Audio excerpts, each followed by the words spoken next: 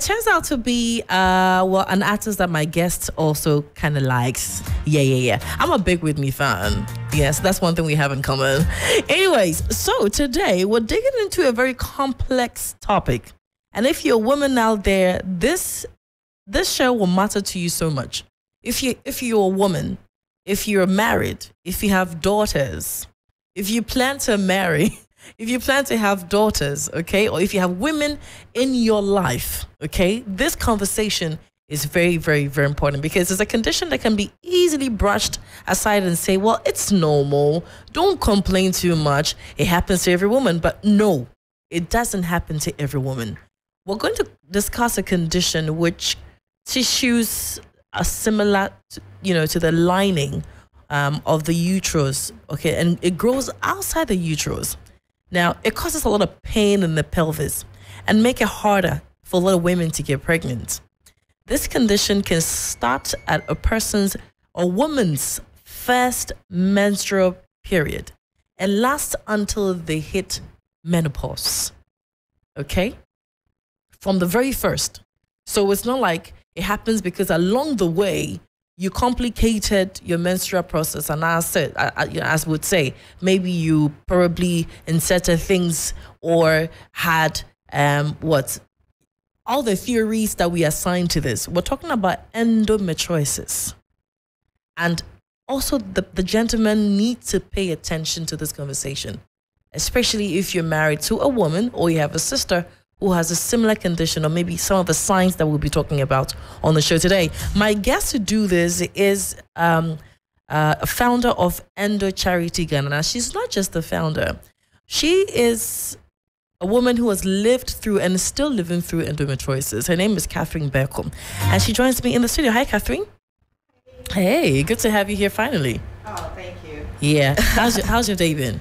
It's been okay. Yeah. Once I can move around, I'm grateful. Sometimes I wake up and I can't move around. So. Oh, it's like that. Yeah. Some you days can never tell. You can never tell. I'm grateful for every minute, every second. Nice. Yeah. So if you say some days you can, this is something that happens quite often in a month, certain time of a month. When the condition becomes chronic, it doesn't warn you. It just happens. It just happens. Anytime. You're just there. You feel like you're fine the next minute. You're in excruciating pain. You can move. So, Charlie, we are managing. That's why we have to open more conversations about it and prevent people from going through the same thing. Yeah. Let's go down memory lane a little bit. Do you remember when you had your first period? Oh, I can never forget.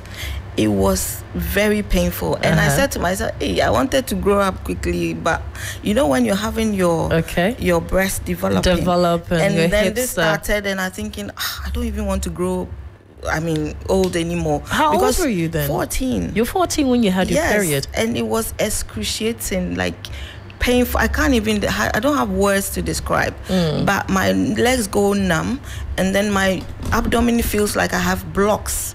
So I can't stand up straight. Okay. My intestines feel like they're being cut in pieces. Your very first period? My very first period, yeah. Prior to that, at home, did you ever have a conversation with mom about what to expect when you're about to have your period, what it feels like? Did you ever have that conversation about? What did she tell you about period? She said it's a bit painful. Okay. So I was very shocked when I couldn't walk during that time. I was vomiting a lot. I had heavy periods. I have a lot of clots. At 14 years? At 14 years, yeah. It got worse, like maybe from the age of 16.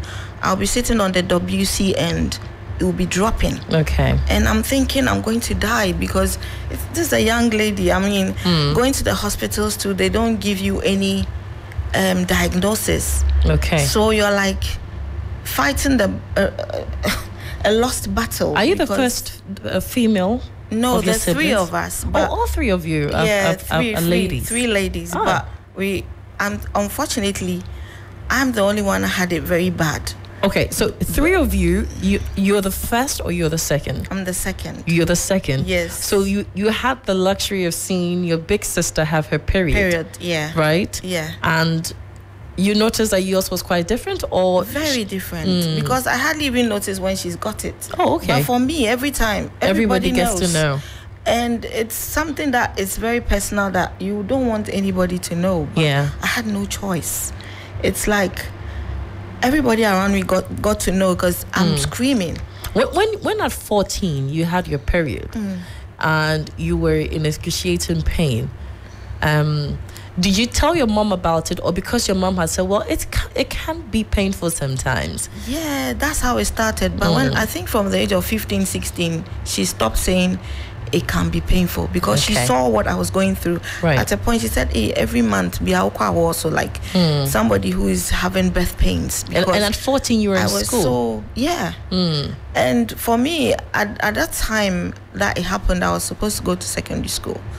And I couldn't do boarding school. And I really wanted to go away from home. What was your choice? St. Rose's. Oh, is it? Yes. My sister is there. I couldn't.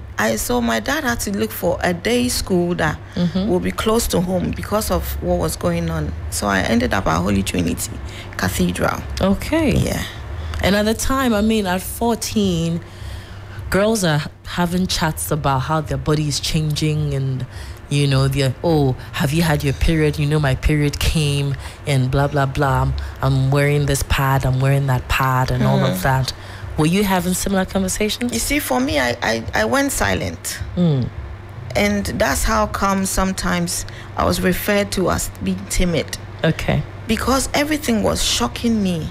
My doctors weren't helping me then because when I start a conversation at the hospital, I don't get eye contact because I've mentioned my menses. Okay. And I felt like they kept giving me strong pain medication every time I complained. And it's like, I said, oh, hard drink. Like, so amongst your friends, okay, did your colleagues or your mates in school, did they know what you were going through? They eventually got to know. Before I was shying away from them, but when it happened at school, I can't shy away. Everybody got to know, even the guys, the teachers as well. Everybody got to know. What did the teachers think? Before I started, they knew. My mom told them about it. Right. But they weren't expecting that kind of pain where my legs go numb, where they need to carry me and all that. That's not what they expected. And the boys? The boys, they must have poked a lot of fun. Oh yeah, when my dates go late, like I'm supposed to have it on this day and it doesn't happen, and a few days have gone by, then they start. Oh, they were actually waiting for your period days to come. They knew my dates. They did. It happens, and they will take me home. Like most of them will carry me. So they were always waiting to carry you home. So they knew my dates. So when a particular ones of them just started joking about it, like, and the last time was this day, and it hasn't happened, so probably you're pregnant. They just made fun of it. At age 14 and 15? 15, 16, yeah. At what point did either your mom or your family or yourself realize this is not just period pains? I think when I was 15, because my mom was taking me everywhere. We even went to fetish. Oh, you did? At a point where I was told I have crabs in my abdomen. You have what? Crabs. Koto. But that's what you were told? Yes, by the fetish. By the fetish? And I believed because of what I was going through then. So this was way back. And what did the fetish prescribe for you? Oh, you know, they'll say they prayed for you and stuff, but Charlie. So what it didn't change anything. What did they do for you? They gave you concoctions to drink? They poured powder on you? Yeah, concoctions, yeah. Well, but it's been a while, I mean, Charlie. And did the crabs go away?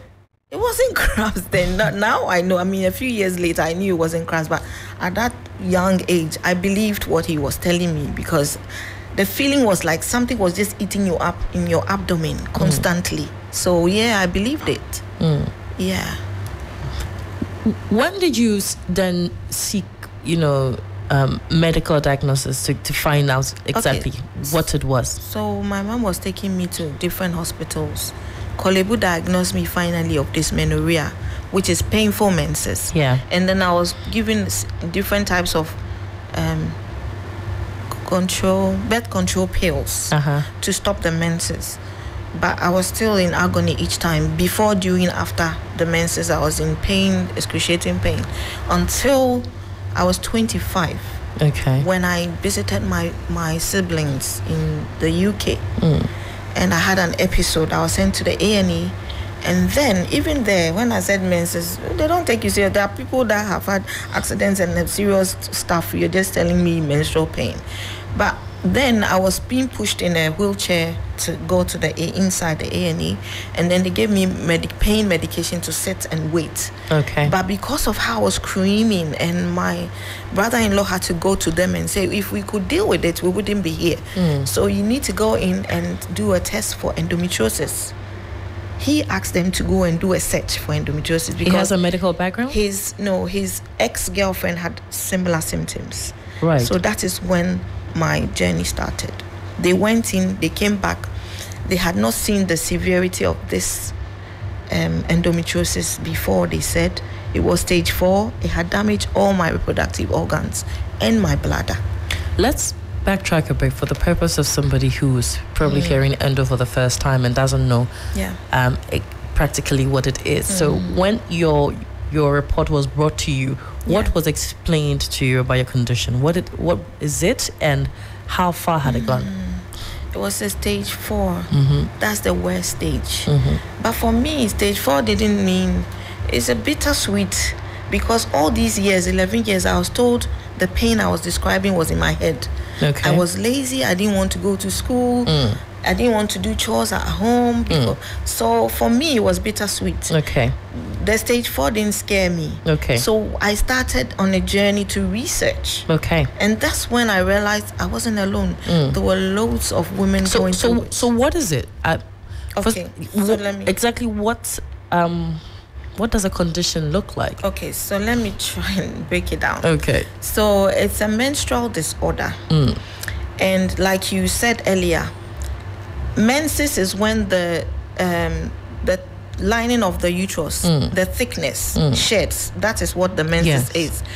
For somebody who has endometriosis, somehow, they don't know how it happens, these tissues go back in the body and they are stuck. So the ones that are supposed to shed, it's gone back in my body, it's gone in my lungs. And because it's mimicking the endometrium, the lining of the uterus, which is supposed to shed, which is the menses, when it gets in my lungs, it will bleed like it is in the uterus. So then, for example, I have endometriosis in my lungs. I will bleed down there and I'll still bleed in my lungs. If it gets to my brain, it will bleed in my brain and it will bleed down there same time.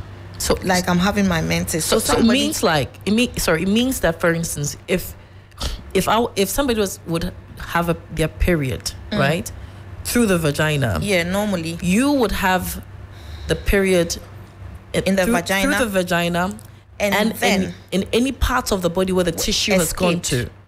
So if it's around your heart, you will have your period around your heart. Yeah. If it goes to your lungs, you will bleed in your lungs. If it goes to your wherever, your chest, your kidney, your wherever, you will bleed there as well, as though you were having your period. Yeah. Because it wasn't meant to go back in the body. It was meant to go out because it's mimicking being in the uterus. That's the function of it is to shed. So once it escaped, it's still mimicking it being in the uterus and shedding. So once you have your period and probably it's gone to your brain, it can fill up one can get a fit. They'll not understand why they are getting a fit every month. Right. But it's because their brain is filling up with blood. It can fill up wherever it gets to, it attacks. Where were your tissues going to? For me, it affected my my ovaries, my fallopian tubes, and then my bladder. Your bladder? Yeah. So you were urinating blood? I wasn't urinating blood, but they said it had damaged. At the time they did the diagnosis, they said it had damaged it. I just was in pain. So I wouldn't at a point even feel where the pain. My body was always in pain. So sometimes I'll get to A&E and they'll tell me, you should be rolling on the floor. But for me, it's like the body has gotten so used to pain from a very young age that. So the tissues are gotten into your bladder, your fallopian tubes, your ovaries. They had already damaged it. So at the time of diagnosis. And if you were having general body pains, it means that what, it also went into other parts of your organs? No, the general body pain is the fact that the pain is going through so much, to the extent that I pass out with pain.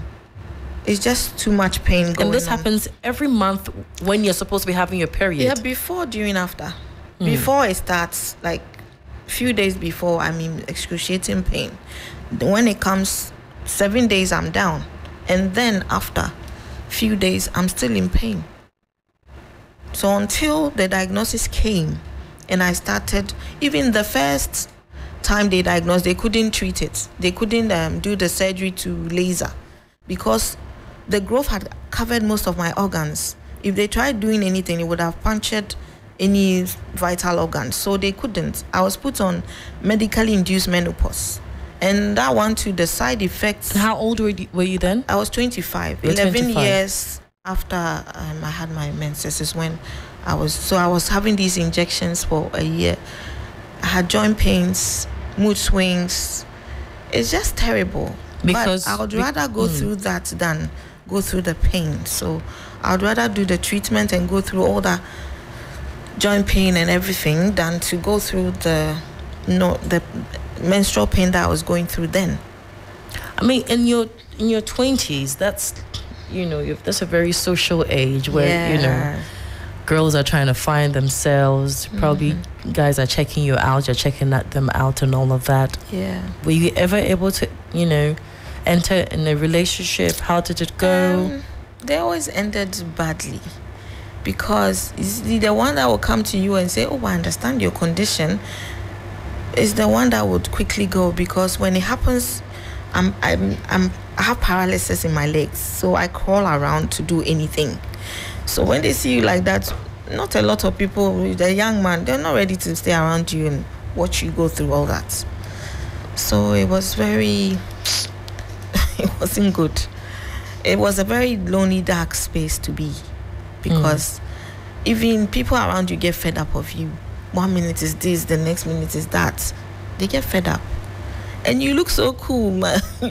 It doesn't show. So it's like, everything, there's always something with you. They get fed up with you. So, yeah. Tell me a bit about your sex life. Hey, that's another thing. As far as this condition is concerned. Yeah. Okay. So I remember sometimes, most times, when romance it starts happening, and I start cringing, because I know how painful the act is going to be like. So then I cringe. Sometimes I freeze. But a lot of women are going through silently, because that's another side effect of it, because it makes intercourse painful, very painful. The act is painful, and then after a few days you're in pain, even when you're not doing the act close to the time of your period. Yeah, but that's why we need to talk about it early. When it becomes chronic, now I have a frozen pelvis, my organs down, they fuse together. So imagine any kind of movement is even by itself is painful. Because of the severity of it, that's what's happened. The years of surgeries, I've had 8. You've had 8 surgeries? Yeah. To correct it? To correct it, yeah. But I'm still struggling. What kind of surgeries were they? Laser. They laser it off, it grows back, laser it off, it grows back. But the disadvantage is, because they lasered, it leaves scarring. And those scarring attracts the other organs that are close by, and then they fuse together and cause more pain. You had surgery on which part of your body exactly? My lower abdomen area. They're going through the tummy to find where the endo tissues are, and then they laser it off. I've had a few fibroids also removed as well. That's a very complicated one. Yeah. To deal with endo in itself is a lot of stress. Yeah, the first surgery got my left leg paralyzed. I was told the nerves in my left leg was severely damaged. So I was just dragging my leg with me. It was just gone. So at a point, they had to give me a device. I've forgotten the name of the device. It shocks me, so I control how it's going to shock me, just to try and bring life in the leg again. I was doing physio for a year, but after a year, I had a dream, and a voice said to walk. That's when I started walking again. Just before my sister's wedding. I wasn't part of the planning, but just before the wedding, I was able to move. I wasn't moving like a normal, walking normally, but I was moving. If I should show you the shoes that I wore, one of them is just, it's not the same, on the same level because of how I was walking then. But I thank God I'm able to use my leg now, so I thank God. This can be very distressing. I mean, just imagine having to juggle this, with your work, and we're in a community where society where people talk a lot, because a lot of the times they're very ill-informed about what people are going through, and they make assumptions, and they don't even shut up with the assumptions. They come to you. Exactly. Have you had some of those? Too many. Tell me about some of them. You know how I wear heels to work, and somebody approaches me and says, "Wash your heels, Sama." She's barren because of the heels she was wearing. Why wouldn't you be barren? You're always in heels. And somebody will call you and say, like, "We are going to Bond 3. Why are you there? Why are you not having a child? Why do you want to focus on making up and dressing up all the time? Just get a husband and have a child, or just go and have a child." And it's just like, Charlie, you have no clue the pain behind the smile. You can never tell. So for me, what endometriosis has taught me is to have empathy, never to judge anybody, because everybody is going through their own struggle.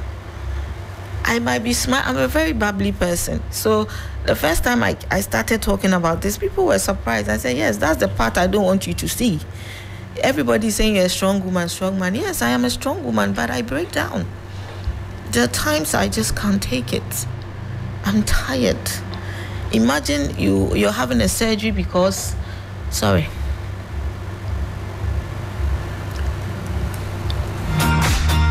FM 92.7 it is. It's still unedited.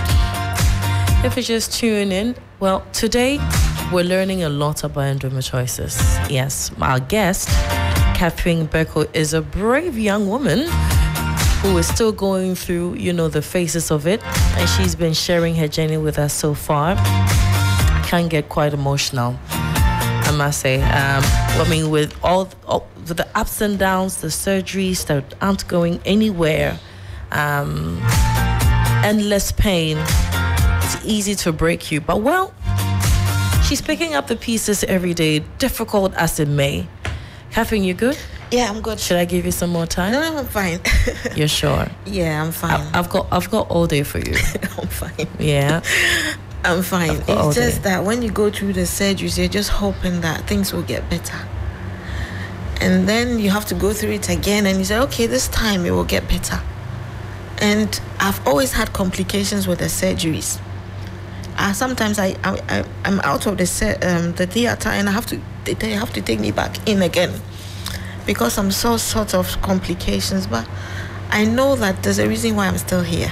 Yeah. So for me, if I'm going to speak out and help another one person, I would, because nobody should go through this. I think we should open more conversations about it and help the young girls, because that's when it starts from.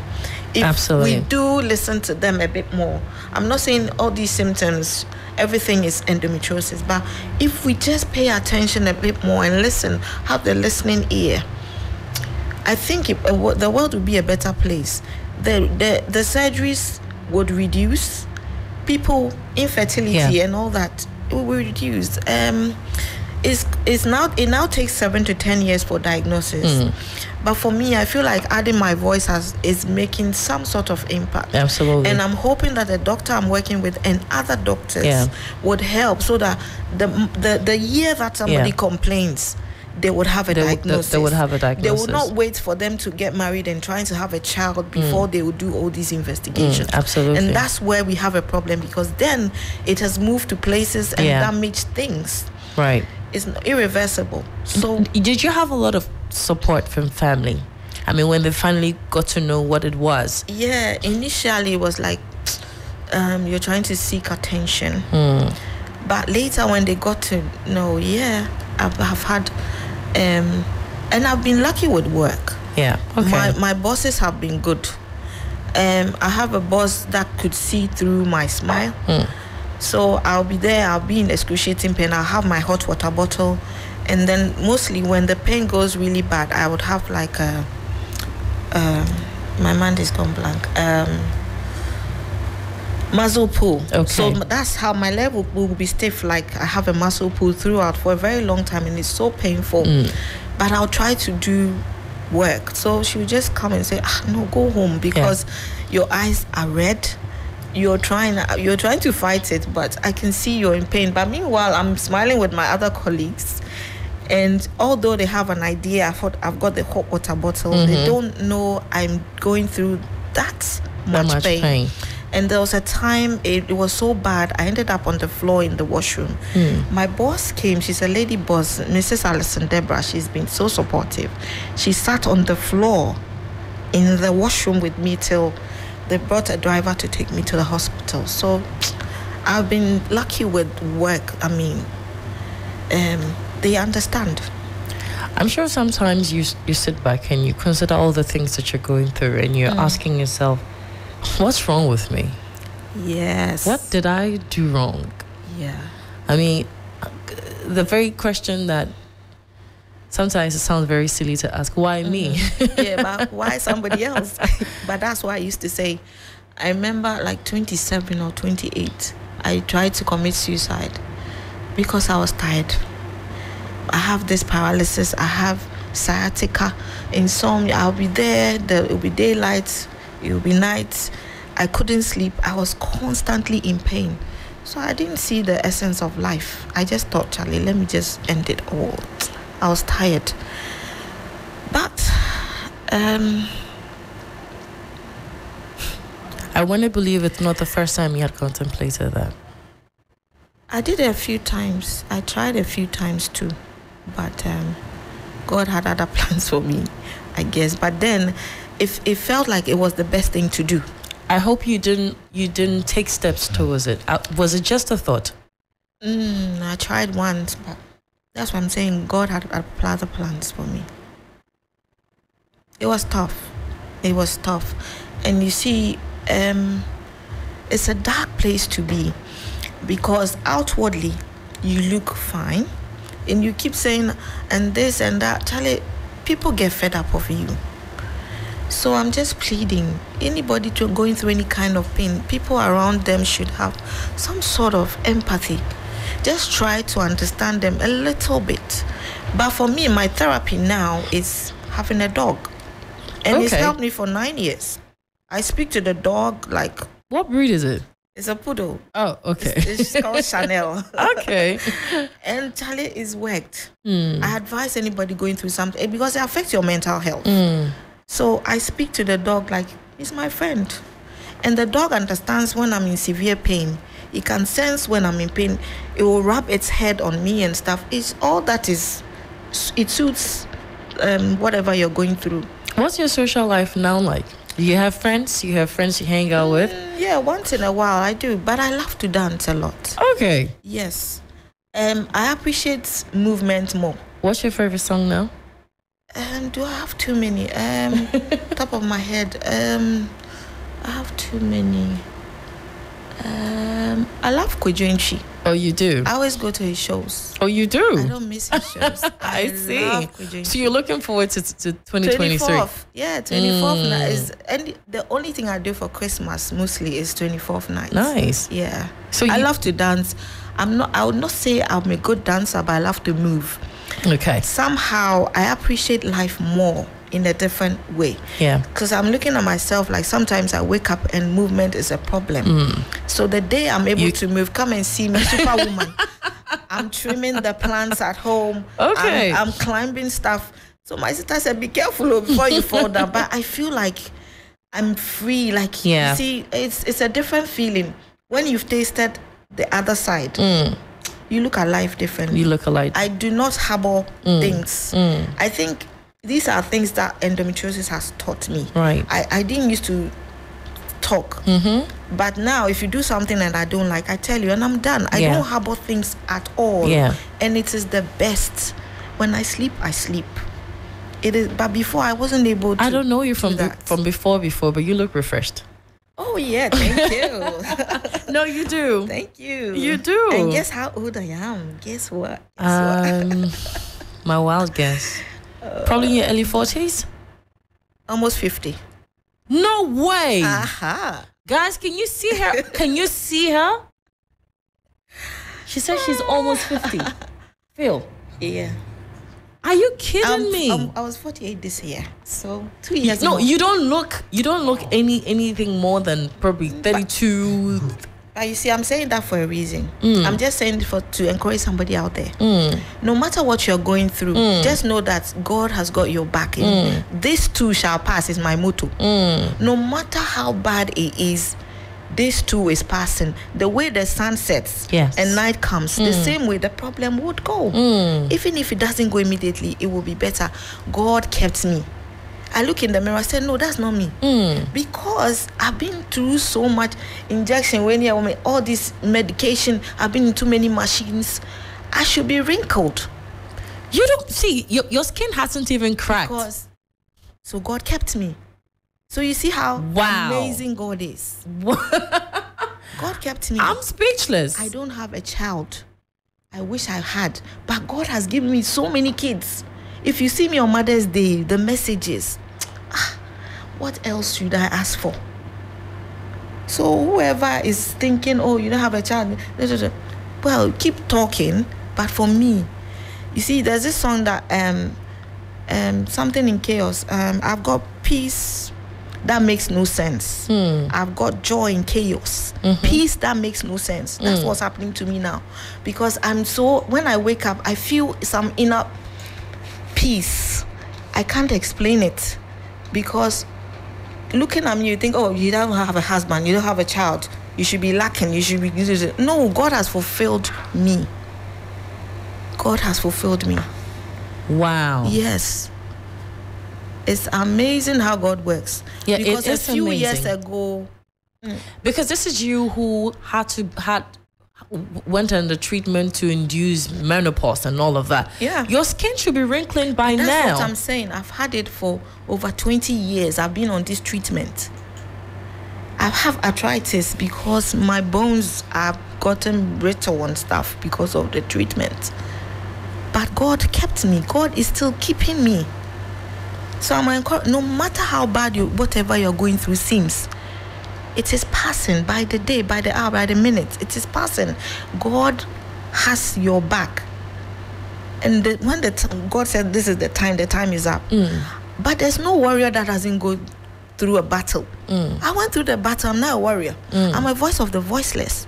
I didn't think I'll be... If you knew me at school times, I didn't like to talk.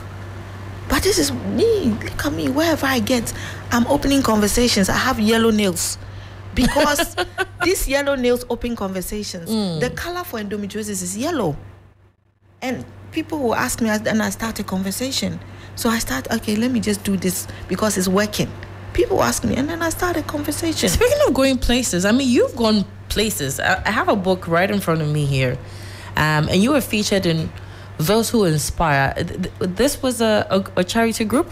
Is this? No, they actually came from Colombia and Spain, I think, yeah. Okay. And I had a call. Said, is this Dr. Katherine? I said, no. I'm Katherine, but I'm not a doctor. Right. They said, I saw your a program you did. Okay. And how I was talking about endometriosis, they thought I was a doctor. So for me, I thought they weren't even interested because I wasn't a doctor. They were going for some kind of people for the book. Right. But they said, no, you are a lived experience advocate. We need you to feature in our book. So that's how come here. It was launched 2 years ago at the Osu Castle. And yeah. And you do a lot of advocacy now. Sorry, say again. You do a lot of advocacy now. In what form? I do conferences, churches, schools, TV, radio, social media. Yeah. And for me, the feedback every time I do it is pushing me to do more. Because sometimes, most times, the husbands are calling me.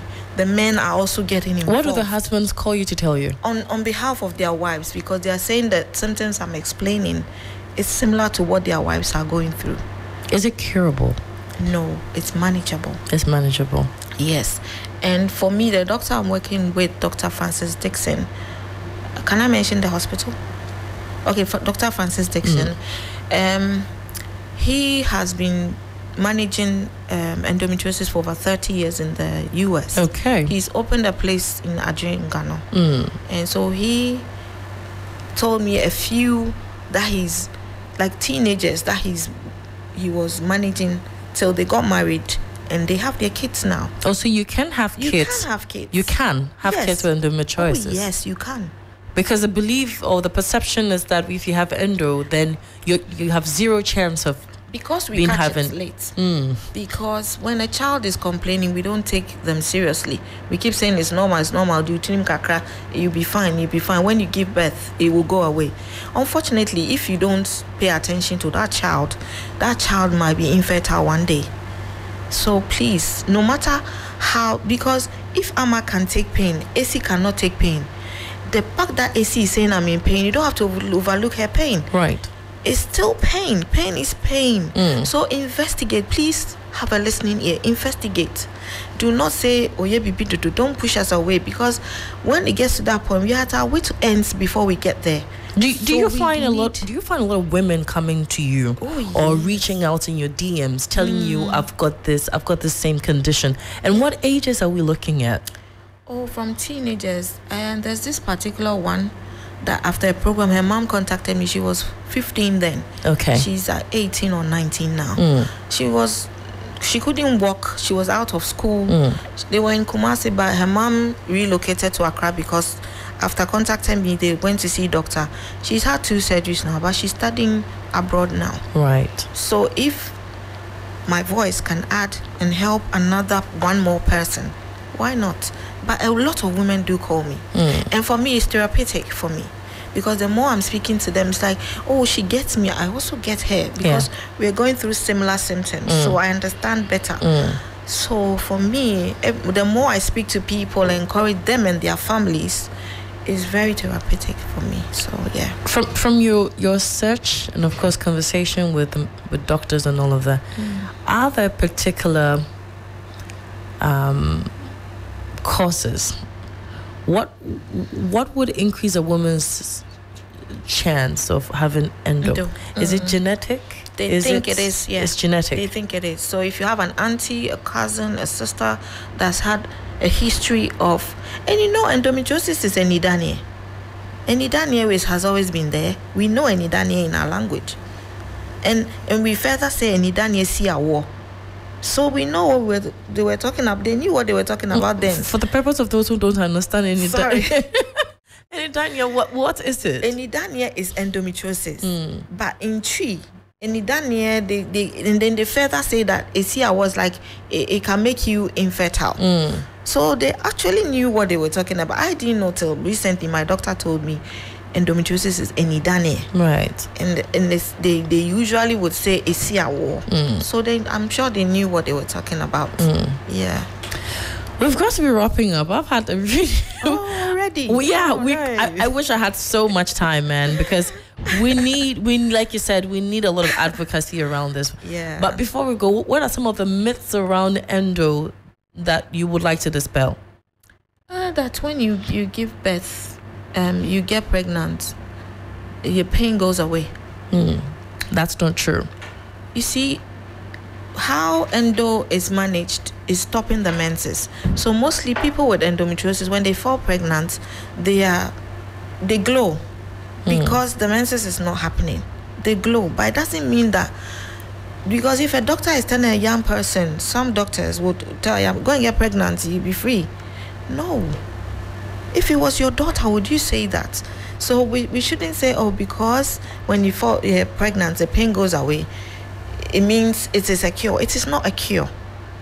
And there's a taboo about menses. I remember the first time on TV, somebody said, and you're sitting on TV and you're talking about menses, something that's so private.